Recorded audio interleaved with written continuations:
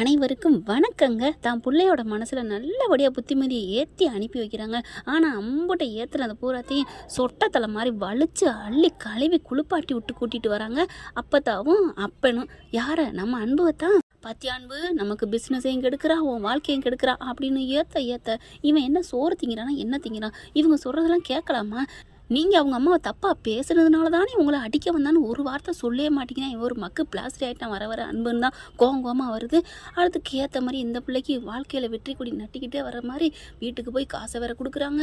நீங்கள் 150 பேருக்கு சாப்பாடு செஞ்சு கொடுக்கணும்னு சொல்லிடுறாங்க. அதாவது இடியப்பம் வடகறி ரொம்ப பிடிச்சிருக்குன்னு சொல்லிட்டு அப்படியே பூரிச்சு போயிருக்காங்க. அண்ணன் என்னால் பார்த்தீங்கன்னா எதுவுமே விற்கலை. திரும்பி வந்துடுது கண்மணி. என்னம்மா வித்துட்டியா அதுக்குள்ளே அப்படின்னு கேட்குறாங்க. இல்லைம்மா அப்படிங்கிறாங்க. அப்புறம் வந்துட்டியே. இல்லை எல்லாரும் திருவிழா அது இதுன்னு சாப்பிட்றோம்ட்டாங்க, யாருமே வாங்கலம்மா அப்படின்னு கண்மணிகிட்ட பேசிக்கிட்டு இருக்கல. கண்மணி பேசிக்கிட்டு இருக்காங்களா. அதுக்கப்புறம் ஏய் வா வா அப்படின்னு அவங்க ஃப்ரெண்டை கூப்பிட்டுட்டு கிளம்புறாங்க. எங்கடி போகிறீங்க, போகையில் எங்கேன்னு கேட்கக்கூடாது அப்படின்னு சொல்லிட்டு 2 பேரும் எல்லாத்தையும் எடுத்துகிட்டு கிளம்புறாங்க. எங்கே போகிறாங்கன்னு பார்த்தா கோயில் திருவிழா நடக்குது இல்லையா, அங்கே போயிடுறாங்க. அங்கே போயிட்டு எடுத்து வச்சுக்கிறாங்க. வாங்கன்னு சொல்லிட்டு பாதிக்கு பாதி இன்னைக்கு பாதி 30 ரூபா 15 ரூபா 30 ரூபா விற்கிறது 15 ரூபா அப்படின்னு சொன்னோன்னா ஆளுக்கு வர்றவங்களாம் வாங்குறாங்க. நல்லா வர்றவங்க போகிறவங்க அம்பிட்டு வாங்கி சாப்பிட்றாங்க. மீதி கொஞ்சம் இருக்குது. அக்கா இது என்னக்கா பண்ணலாம், விடு இருந்தால் ஏழைங்க இருக்காங்களே கோவில் வாசல் அவங்களுக்கு கொடுப்போம் அப்படின்னு சொல்லி அவங்களுக்கு கொடுக்க வயிறார சூப்பராக சாப்பிட்றாங்க. எல்லாத்தையும் பார்த்துட்டே இருக்காங்க கண்மணி. அங்கே அந்த கோயிலில் நடக்குது பார்த்தீங்களா திருவிழா, அதையும் பார்க்குறாங்க. அம்மா தாயி உங்கள்கிட்ட சாப்பாடு சூப்பராக இருந்துச்சுமா, அப்பா இந்த மாதிரி இடியாப்பா நான் வாழ்க்கையில் சாப்பிட்டதே இல்லைம்மா அப்படின்னு சொல்கிறாங்க. மல்லிகைப்பூ மாதிரி குழுன்னு வயிற்றுக்குள்ளே போயிடுச்சு அப்படி இப்படின்னு பெருமையாக சொல்கிறாங்க. ரொம்ப தேங்க்ஸ் அப்படிங்கிற மாதிரி கண்மணி பார்க்குது. கரெக்டாக அந்த திருவிழாவுக்கு நம்ம ஆளை கூட்டிகிட்டு வராங்க. அன்பை கூட்டிகிட்டு அவங்க ஃப்ரெண்டெல்லாம் வராங்க. பார்க்குறாங்க கண்மணி நல்ல பேர் எடுக்கிறதையும் பார்க்குறாரு. என்ன இது ரொம்ப நல்ல பேர் எடுத்துகிட்டு இருக்காளே, நல்ல பேர் எடுத்து என்னடி புண்ணியம், புருஷனை மதிக்கலையே அப்படின்னு அன்பு நினச்சிட்டு இருக்கலே. அக்கா நம்ம போவோம் அப்படின்னு சொல்லிட்டு இப்படி திரும்புகிறாங்க.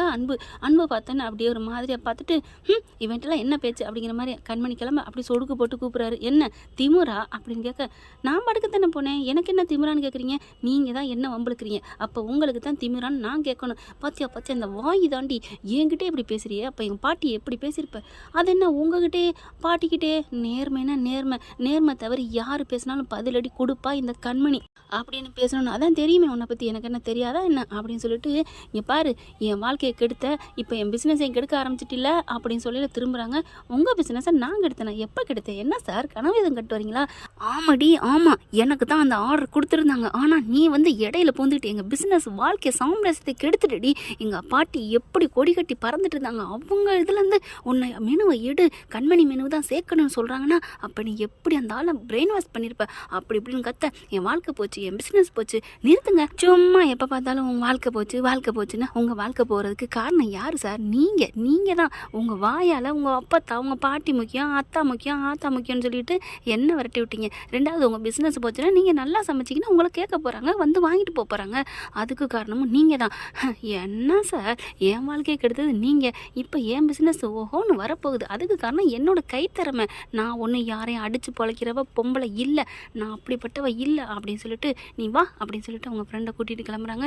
இங்கே பாருடி, இந்த சாம்ராஜ்யத்தில் நீ ஜெயிச்சிருவன்னு மட்டும் நினைக்காத, நீ மண்ணை கவுவ, என் காலடியில் வந்து விழுவடி அப்படின்னு அன்பு சொல்ல, அதையும் பார்த்துடலான்டா, நீ என் காலில் வந்து விழுவ, உன் பாட்டி முதற்கொண்டு எல்லாரும் வந்து கண்மணி என்னை மன்னிச்சுக்கம்மா அப்படின்னு சொல்ல வப்பா இந்த கண்மணி அப்படின்னு சொல்லிட்டு கண்மணி கெத்தா போகிறாங்க. திமுரு அப்படின்னு சொல்லிட்டு இங்கிட்ட அப்படியே வண்டியில் அப்படியே அடிச்சுக்கிறாரு. இதை எல்லாத்தையுமே வெண்ணிலா பார்த்துக்கிட்டு இருக்குங்க, கேட்டுக்கிட்டு ஆஹா சூப்பர் அப்படின்னுட்டு. ஏன்னா அப்போ அனுப்பி விட்டுறால அந்த கிழவி ராஜேஸ்வரி, போ அவன் எங்கே போனாலும் விடாமல் போ அப்படின்னு சொல்லி அனுப்பி விடவும் பார்த்து ரசிக்குது. உடனே பாட்டி அப்படின்னு கால் பண்ணிக்கிட்டு இந்த மாதிரி நடந்துச்சு, இனிமேல் கண்மணிக்கு அன்போட வாழ்க்கையில் இடம் இல்லை பாட்டி, சூப்பர்மா இதைத்தான் நான் ஆசைப்பட்டேன், ரொம்ப தேங்க்ஸ்மா. இப்போ அவன் எங்கே இருக்கான்? இங்கே தான் நின்றுட்டு இருக்காரு, அவனை எப்படியாவது இன்னும் ஏற்றி விடணும், சரக்கு ஏற்றி விடணும் அப்படிங்கல. விடுங்க பாட்டி நான் பார்த்துக்கிறேன், இங்கே பாரு வெண்ணிலா கொஞ்சம் பார்த்து பக்குவமாக இருக்கணும், பார்த்துக்கிறேன் பாட்டி அப்படின்னு எதுக்கு போய் நிற்க அப்படியே பார்க்குறாரு. திரும்பி அன்பு பார்த்தோன்னே வெண்ணிலா பார்த்தோன்னே அப்படி திரும்ப, என்ன அன்பு, ஏன் அன்பு, நான் உனக்காகவே நான் வாழ்கிறேன் அன்பு, நம்ம பாட்டியை நான் மதிக்கிறேன் அன்பு, என் உயிரை விட பெருசாக மதிக்கிறேன், இந்த பிஸ்னஸ்க்காக நான் எப்படி வேணாலும் துணை நிற்பேன் அன்பு, அவள் உன்னை எப்படி மிதிச்சுட்டு போகிறா, அவள் முக்கியமா அன்பு அப்படின்னு வெண்ணிலா உருகி பேச ஒரு நிமிஷம் அப்படியே கொஞ்சம் மெல்ட் ஆகுறாங்க. அதாவது நெருப்பில் பட்டா அப்படி உருகும்ல, ஆனால் டக்குன்னு சுதாரிக்கிறாரு. இங்கே பார் நீ என்ன பெரிய இவளா, போ அப்படின்னு சொல்லிட்டு தள்ளு அப்படின்னு தள்ளி விட்டு வண்டிக்கு போகிறாரு. அன்பு அப்படின்னு வர, என்ன ஏன் பின்னாடி ஏன் வர்ற அப்படின்னு அப்படின்னு சொல்ல, என்ன அன்பு அந்த கண்மணியை நானும் ஒன்றா? ஆமாம், அவளும் நீ ஒன்று தான், எல்லா பொம்பளைங்களும் அப்படி தான் மட்டன் தான். அப்போ உங்கள் பாட்டி நல்லவங்களா அப்படி பார்க்குறாரு. எல்லாருமே போய் தொலைங்க, என் கண்ணு முன்னாடி நிற்காதீங்க, என்னை யார் முகத்தில் முழிக்க பிடிக்கல அப்படின்னு சொல்லிட்டு கண்மணி மேலே உள்ள கோவத்தில் பலார்னு தள்ளி விட்டுட்டு போகிறாரு. வெந்நில வந்து அப்படியே விழுகுது. என்ன இவன் அவன் மேலே உள்ள கோவத்தில் நம்மளை கட்டிப்பேன்னு பார்த்தா தள்ளி விட்டு போகிறானே அப்படின்னு அப்படி ஒரு மாதிரியும் சோகத்தில் மூஞ்சி வைக்க இவர் வண்டி எடுத்துகிட்டு போயிடுறாரு. போயிட்டு எங்கே போகிறாரு, கரெக்டாக சரக்கடிப்பார். ஆனால் பாட்டி ஃபோன் பண்ணுது. என்னம்மா ஏதுமா வெண்ணிலா, என்னம்மாச்சு ஏதுமாச்சு, நீ ஏதாவது பண்ணினியா, அவனை ஹக் பண்ணியா, முத்தம் கொடுத்தியா அப்படின்னு கேட்கலான்னு ஆசையாக ஃபோன் பண்ணா பாட்டின்னு அழுகுது. என்னம்மா ஏம்மா அழுகுற, அவர் என்னை தள்ளி விட்டு போயிட்டார் பாட்டி. என்னம்மா சொல்கிற, அவன் மேலே கொதிச்சு போயிருக்கேன், கண்மணி அப்படியே வள்ளுவல்னு விழுந்தேன், என்னென்னமோ சொன்னியம்மா. சொன்னேன் பாட்டி.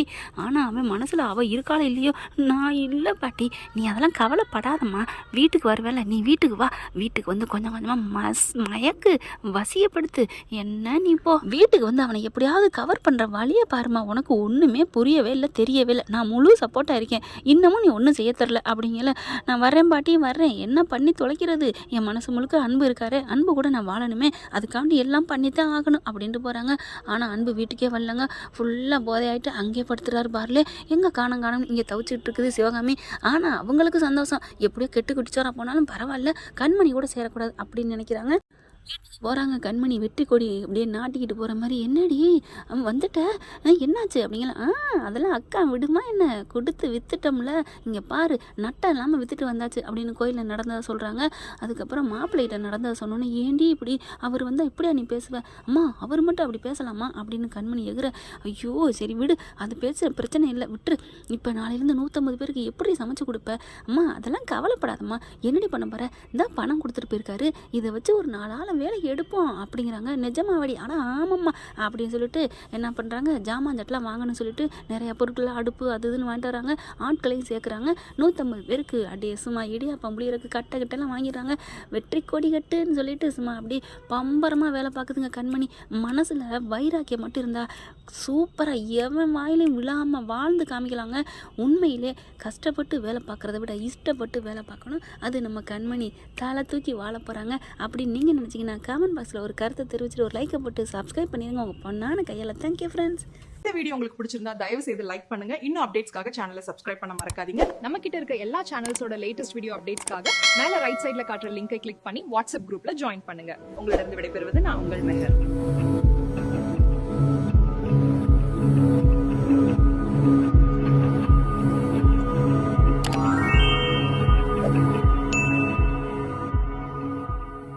வீடியோ உங்களுக்கு பிடிச்சிருந்தா தயவு செய்து லைக் பண்ணுங்க. இன்னும் அப்டேட்ஸ்க்காக சேனலை சப்ஸ்கிரைப் பண்ண மறக்காதீங்க. நம்ம கிட்ட இருக்க எல்லா சேனல்ஸோட லேட்டஸ்ட் வீடியோ அப்டேட்ஸ்க்காக மேல ரைட் சைடுல காட்டுற லிங்கை கிளிக் பண்ணி வாட்ஸ்அப் குரூப்ல ஜாயின் பண்ணுங்க. உங்களிடம் விடைபெறுவது நான் உங்கள் மெஹர்.